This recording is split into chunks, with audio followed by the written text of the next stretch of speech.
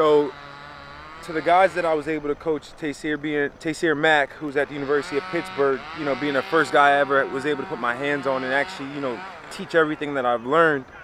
And it's no surprise, you know, the level of success that he's been able to accomplish at the collegiate level. He was on the Blitnikoff finalist, semi-finalist list. Just someone who's been a hard worker, and you know, his attributes. I think he's probably a really complete receiver. Then, you know, heading over to the Big 12, Sean Ryan, who's at West Virginia. He's another big guy. He's about 6'4", 6'5", 200 pounds. Has excellent ball skills, can catch the hell out of the deep ball. He's very elusive after the catch. To be such a big guy, he moves really well. Aaron Cruikshank, who's you know, as fast as light. He's playing at Rutgers. He was at Wisconsin when he originally went out of high school. Ran back the opening kickoff in the Rose Bowl. An athlete who is just, you know, flash, pretty much. He's flash. There's no other way to describe it. Aaron's just one of those guys who's just blazing fast, can do so many things, and you know, we expect big things for him coming out of you know, coming out of Rutgers this upcoming season. And Justin Bolito, I could tell you this much: he's probably the most chipper one out of them all. Because, you know, he wasn't the biggest, he wasn't the fastest, wasn't the strongest, but there was one thing, you know, there's a few things I say he prided himself on: having the best hands, and looking at the guys that, you know, that came before him as the big brothers, and looking at it like, all right, I'm not going to be 6'5" like Sean, I'm not going to run 4'5" or 4'4" like Aaron, I'm not going to be, you know, the big guy like how Taysir was. It was more so like he just took ownership in being just a route runner and having, you know, sound hands. And now he's playing at the University, you know, he's playing at Boston College now.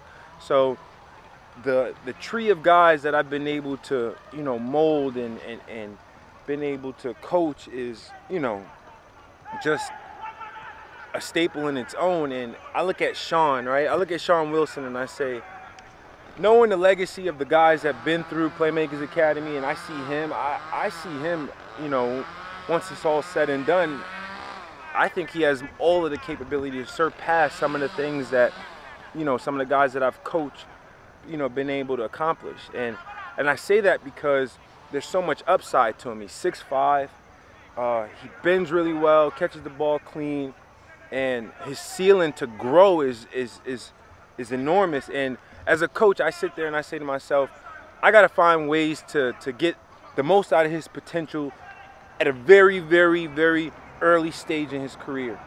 Because I think the quicker he hits that peak, I think that he'll be very, very special when it's all said and done.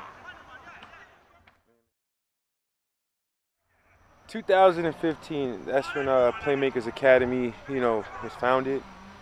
My first year coaching in 2014, I always had a passion for just teaching young people some of the things that I've learned over the years. It was like one of the first things that I got into doing once, you know, my playing career concluded. I just wanted to give kids the same opportunity that I had, you know, when I played football.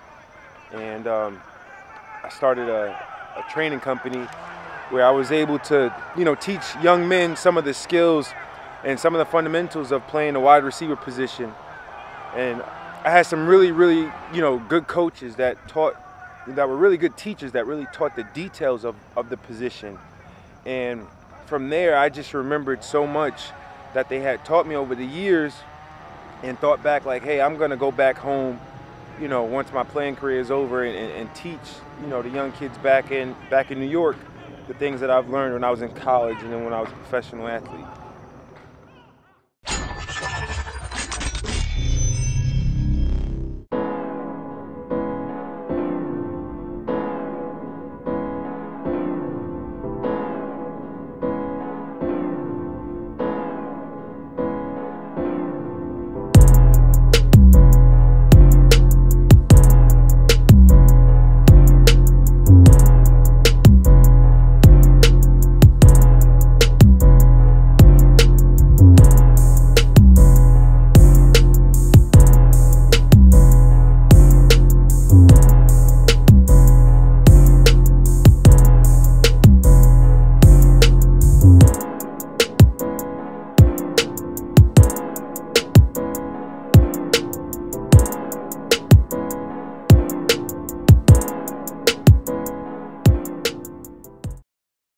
So from there, in 2015, I had 3 top receivers in the state on the same team, which is, you know, unheard of.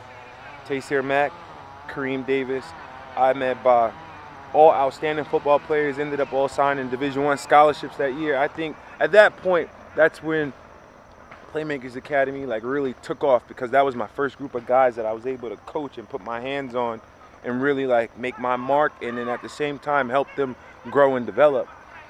Then from there, the list has just continued, you know, to grow from, you know, coaching Sean Ryan, Aaron Cruikshank, to Justin Bolito, to Dante Goodwin, to Tyleek Battle, to Shameen Jones. It's a number of, you know, a number of guys that I've been able to teach and just, you know, give off all the knowledge that I've learned. And one thing I've always learned, and one thing that my youth coach used to say to me was, you know, it's no good to have all the knowledge and keep it to yourself.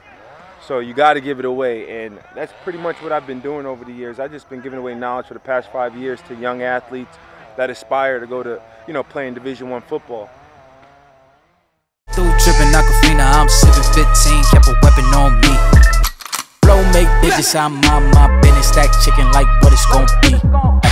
Crew in the cut, hey, you want us, red run when I tell a peace. Love is love.